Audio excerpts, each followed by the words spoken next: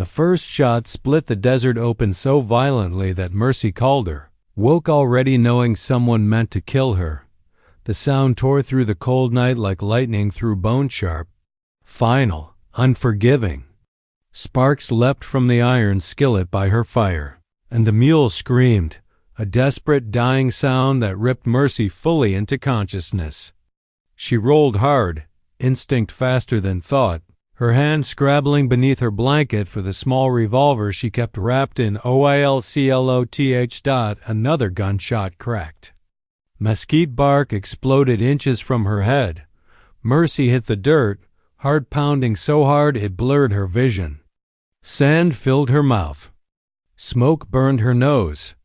She crawled, dragging herself toward the low rocks bordering her camp, every nerve screaming that she was already too late.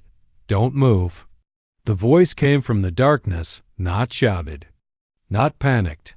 Calm, deep, close. Mercy froze. Firelight flickered, casting the world in broken gold and black. She turned her head slowly and saw him standing just beyond the glow. Tall, broad, wrapped in shadow and dust like the night itself had shaped him. Long black hair hung loose down his back, stirred by the wind. A rifle rested in his hands, not aimed at her, but held with the easy certainty of a man who knew exactly where to point it. When the moment came, another shot rang out closer now. Too close. The man lunged forward, seized Mercy by the shoulder, and dragged her behind the rocks just as a bullet tore through the space where she'd been lying. Stone chipped. Dust exploded. Mercy gasped, rage flaring hot and bright. "Let go of me."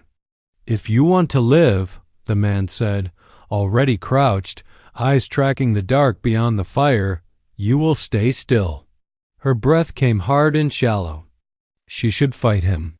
She had survived 6 weeks alone across unforgiving land.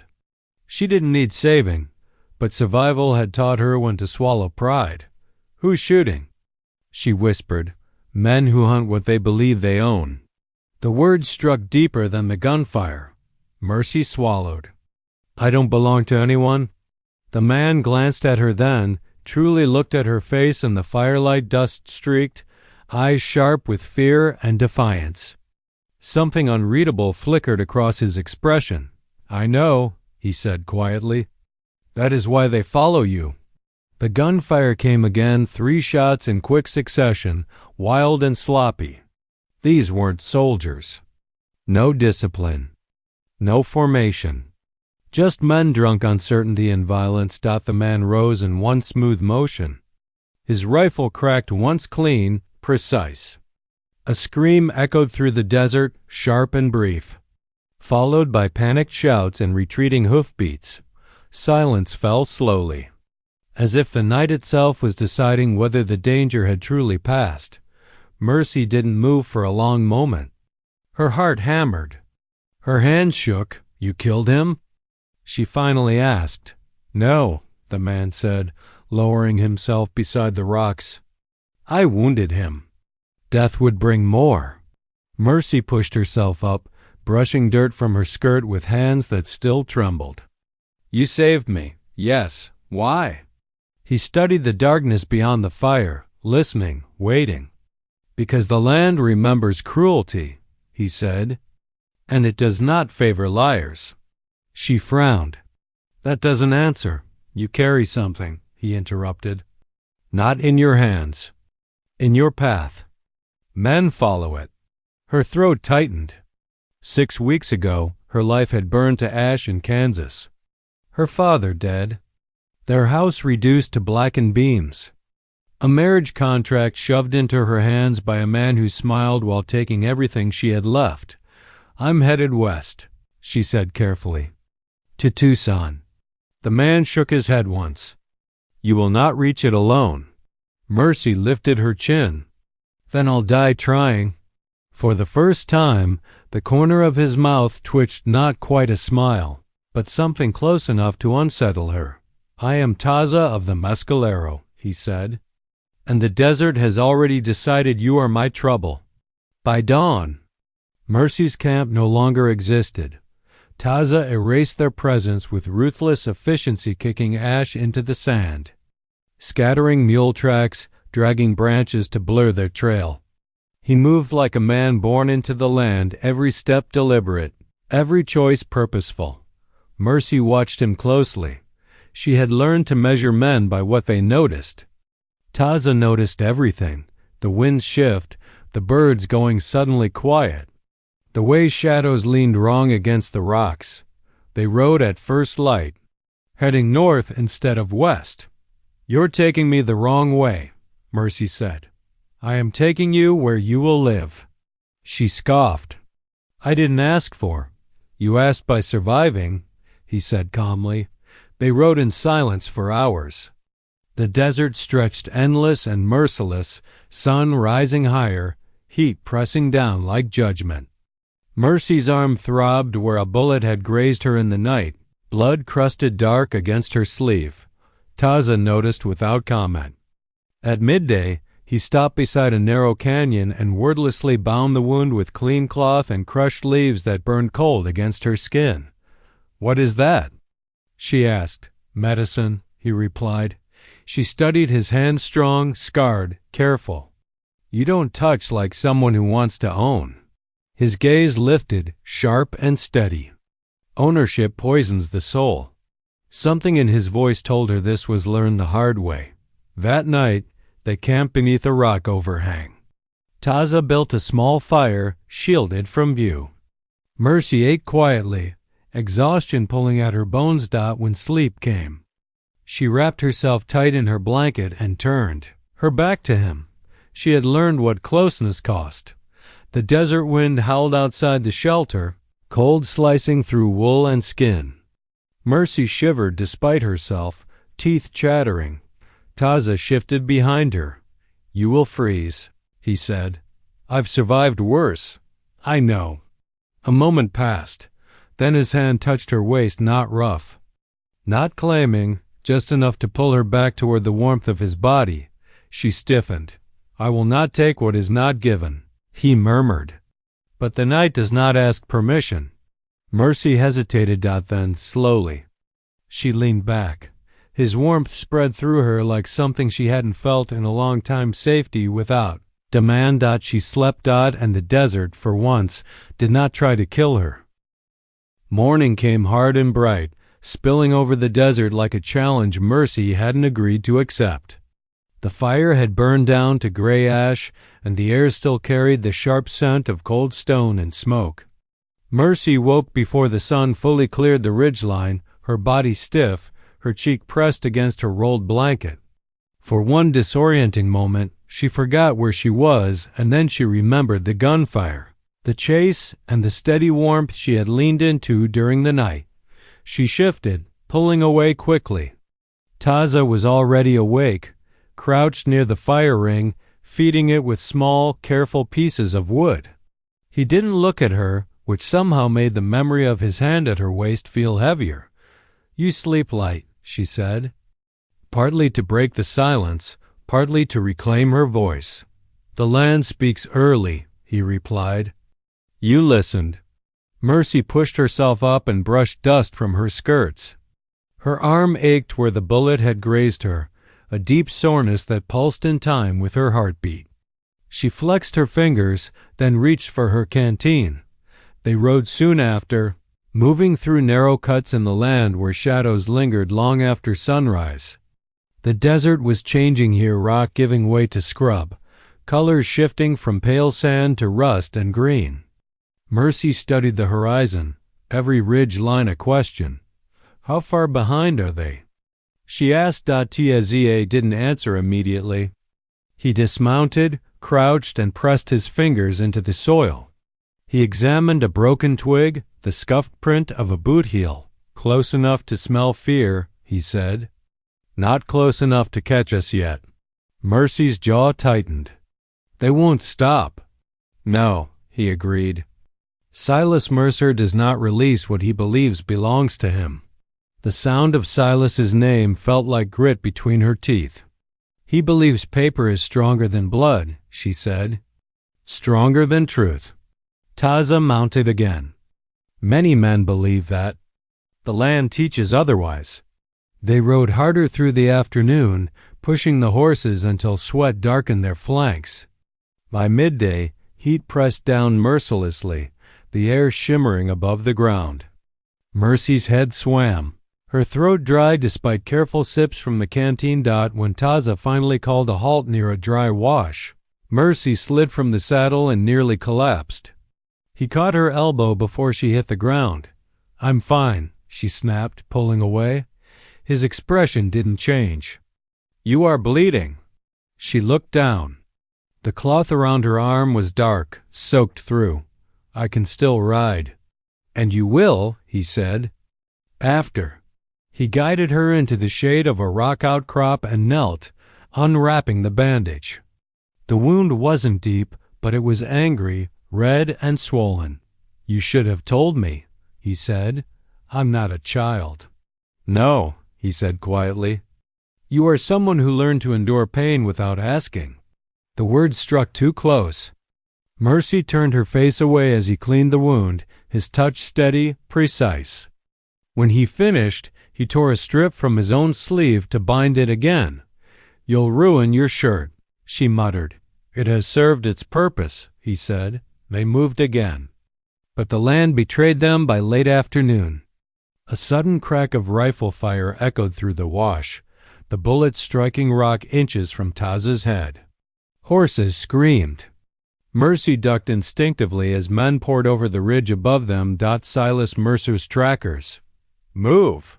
Taza shouted.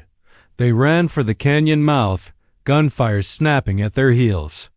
Mercy fired blindly behind her, not aiming to kill, only to slow pursuit. A bullet tore through the air beside her ear, the sound sharp and intimate. They reached an abandoned silver mine carved into the canyon wall just as dusk bled into night. Taza dragged her inside, darkness swallowing them whole. The mine stank of damp stone and old metal. Mercy's breath echoed too loudly in her ears. "They'll surround us," she whispered. "Yes." Her pulse hammered. "Then what?" Taza checked his rifle, calm as ever. "Then we make them regret it." The first man entered shouting, confidence thick in his voice. Mercy fired, the muzzle flash lighting the tunnel in stark white. The man went down screaming. Gunfire erupted from outside. Bullets ricocheted off stone, sparks flying like angry insects. Smoke burned Mercy's eyes. Her hands shook, but she kept firing. Reloading by field. At some point, the fear burned away. Replaced by something sharper. Focus. Resolve. She saw Silas then. Silhouetted at the tunnel entrance, his voice carrying through the chaos. "Mercy!" He called. "Come out and this ends clean." Her stomach twisted. Taza leaned close. "Do not answer." Mercy stepped forward anyway, heart pounding. "You burned my home," she shouted. "You killed my father." Silas laughed, the sound ugly and familiar. "I gave you purpose. You chose to run. I chose to live." She fired. The shot grazed Silas's arm, tearing cloth and flesh. He cursed and fell back, rage replacing confidence. The fight didn't last much longer. 2 men lay dead. 1 crawled away bleeding. The rest fled into the dark. When silence finally returned, Mercy sank against the mine wall, shaking from head to toe. The weight of what she had done settled heavy in her chest. Taza knelt beside her. "You did not hesitate." "I didn't have time to," she said, voice raw. "If I think too long, I freeze." He studied her face. "You are stronger than you know." She let out a shaky laugh. "Strength didn't save my father." "No," he said, "but it may save you." They left the mine before dawn, moving into higher ground where the air thinned and the land grew harsh and wild. By the second night, they reached the outer edges of Taza's people's territory. Mercy felt it before she saw it, the shift in the air. The way the land seemed to exhale. Figures emerged from the shadows, watching. silent and alert. Women, children, warriors. Taza spoke to them in his own language, his voice low and steady. They looked at Mercy with open curiosity, not fear. An elder woman approached, her hair silver, eyes sharp as flint. She touched Mercy's wounded arm gently, then nodded. "You carry fire," the woman said. "And sorrow." Mercy swallowed. "I didn't mean to bring danger." The elder woman's lips curved into a faint smile. "Danger finds us all. What matters is how we stand." That night, Mercy sat beside a small fire, wrapped in borrowed blankets, listening to unfamiliar voices and distant drums. For the first time since Kansas, she didn't feel hunted. Taza sat beside her, not touching, just close enough to share warmth. "They will come again," Mercy said quietly. "Yes," he replied. She stared into the fire. "Then next time, I won't run." Taza's gaze lingered on her, something like respect and concern woven together. "The land does not forget courage," he said. Mercy closed her eyes, the firelight flickering behind her lids. And for the first time, she began to believe him. The mountains closed around Mercy in a way the open desert never had, stone rising on all sides like ancient sentinels that had watched generations come and vanish without comment. The air was cooler here, thinner, scented with pine and damp earth. It felt like stepping into another world, one that did not care who Silas Mercer believed she belonged to. She woke before dawn to the sound of quiet movement. Figures passed between the trees, silhouettes against the faint silver of early light. No one shouted. No one rushed. Everything happened with purpose. Taza stood near the edge of the camp, speaking softly with two older men. When he noticed Mercy watching, he inclined his head slightly. A silent acknowledgement rather than a summons. She wrapped the blanket tighter around her shoulders and rose, joints aching from days of riding and fighting. The wound on her arm throbbed, but the swelling had gone down. The elder woman had treated it with a thick paste that smelled sharp and bitter, warning Mercy not to wash it away. "You heal like someone who refuses to lie down," the woman had said. Mercy suspected that was not meant entirely as praise. As the sun crept higher, life in the camp unfolded. Children laughing softly, women preparing food, men checking weapons and horses. No one stared at her as an intruder, yet she never forgot she was being seen, not judged. "Wade." She found Taza sharpening a blade near a fallen log. "Your people are kind," Mercy said. "They are cautious," he replied. "There is a difference." She hesitated. "I brought danger to them." "Yes." The blunt agreement stung more than any accusation. "But danger was already moving," he continued. "You simply made it visible." Mercy lowered herself onto the log opposite him. "Silas won't stop. Even wounded, he'll come back angrier." Taza's jaw tightened slightly. "Silas Mercer believes force can carve truth from stone. And men like that don't stop until someone bleeds enough to satisfy them," Mercy said. His gaze lifted to hers. "Or until they are made small." Before she could respond, a sharp whistle cut through the air. A scout appeared on the ridge, breathless. "Riders," the man said in Apache. "Many, not far." The camp moved instantly. Children were ushered away. Weapons appeared as if drawn from the earth itself. Mercy's pulse quickened, but there was no panic here, only readiness. Taza turned to her. "You should stay back." She shook her head. "I won't hide while others bleed for me." He studied her for a long moment, then nodded once. "Then you listen." They took positions along the ridgeline, using stone and brush for cover. Mercy lay prone behind a boulder, rifle steady against the rock, breath measured. From this height, she could see them clearly. Silas Mercer rode at the center, even wounded. Even weeks later, he sat his horse like a man who believed the world bent to him. His arm was bound, his face thinner, eyes burning with something sharp and unyielding. Mercy felt a chill run through her. That had nothing to do with the mountain air. Silas raised a hand, and his men halted. He called out, voice carrying easily. "Mercy," he said, smooth as ever. "You've had your little adventure. Come home." Home. The word tasted bitter. She rose to one knee, heart pounding, and called back. "I never belonged to you." Silas smiled. "Paper says otherwise. And paper is law." Taza stood beside her now, visible to all. "This land does not recognize your paper," he said, his voice calm but carrying weight. "Leave?" Silas laughed, sharp and dismissive. "You think hiding behind savages changes anything?" The word crackled through the air like a spark thrown into dry grass. Mercy felt tension coil around her, felt hands tighten on triggers. She acted before thought could intervene. She fired, not to kill, but to warn. The bullet struck the dirt inches from Silas's horse. The animal reared, screaming, nearly throwing him. Silas's smile vanished. "So that's how you want it," he snarled. "Burn them out." The mercenaries surged forward, gunfire erupting, echoing off stone. The mountain answered with thunder. Mercy fired again and again, the recoil jolting her shoulder.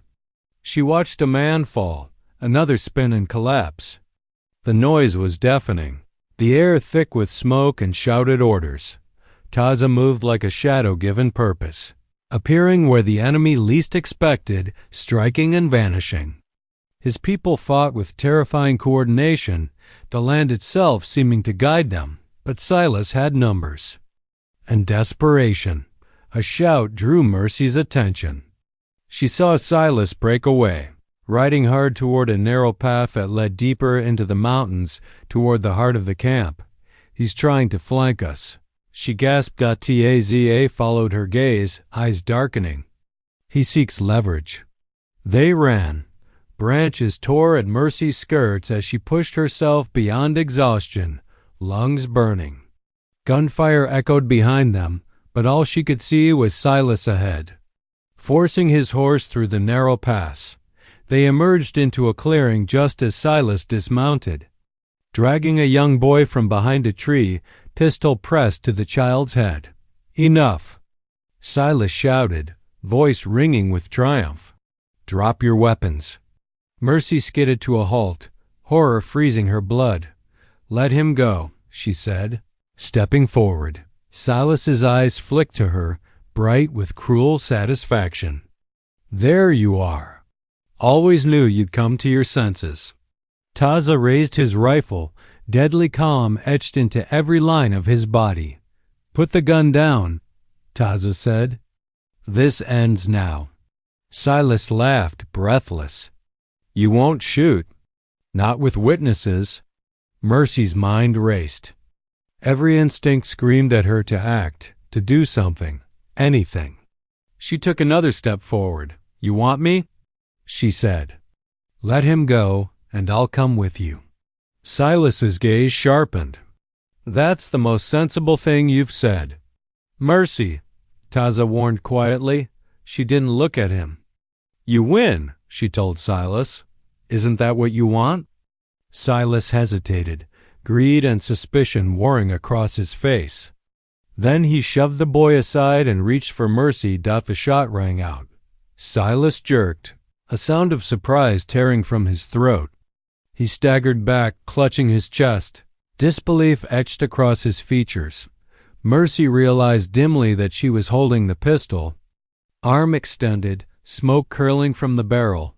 Silas fell to his knees. "You?" he breathed. "You wouldn't." She stepped closer, tears blurring her vision but her voice steady. "You mistook endurance for weakness." He collapsed forward, the life leaving him as quickly as it had come. Silence fell, heavy and absolute. Mercy's knees buckled. Taza was there instantly, catching her before she hit the ground. "It's over," he said. She shook her head, sobbing now, the weight of everything crashing down at once. "I killed him." You ended what he began, Taza replied. There is a difference. The boy ran to his mother, clinging to her. Around them, the mountains seemed to exhale. That night, the camp mourned the dead and tended the wounded. An elder woman placed her hand over Mercy's heart. Fire can destroy, she said softly, or it can light the way forward. Mercy stared into the flames long after the others slept. Taza sitting beside her, silent and steady. For the first time, she wasn't running, but she knew one truth with absolute clarity. Nothing would ever be the same again. The morning after Silas Mercer died arrived without ceremony, pale light slipping through the trees as if the mountains themselves were unsure what came next. Mercy woke with her body sore and her mind heavy. The echoes of the gunshots still lodged somewhere behind her eyes. For a moment, she lay still, listening to the quiet, real quiet, not the brittle silence of waiting for danger. Birds moved through the branches. Smoke from the night fires curled lazily upward. Life, stubborn and unbothered, went on. She sat up slowly. Her hands were steady now, which surprised her. Across the camp, Taza stood speaking with the elders. His posture was straight but unguarded, as though some long-held tension had finally eased. When he noticed Mercy watching, he nodded once, then excused himself and walked toward her. "You should eat," he said. "Your strength has been spent." "I feel like I've lived 3 lives in a week," she replied. "That is because you stopped running." Mercy accepted the small bowl he handed her, warm and fragrant. As she ate, the weight of the past months pressed down on her, not crushing, but real. Kansas, her father's body in the ruins of their home. Silas's voice insisting the law was on his side. And then the clearing, the boy's terrified eyes, the moment she chose to pull the trigger. "I didn't think it would feel like this," she said quietly. "Like what?" "Empty," Mercy admitted. "I thought killing him would feel like justice." "Or relief." Taza sat beside her. "Justice is not a feeling," he said. "It is a direction." Later that day, riders appeared at the edge of the valley bearing unfamiliar colors. Word traveled faster than Mercy expected.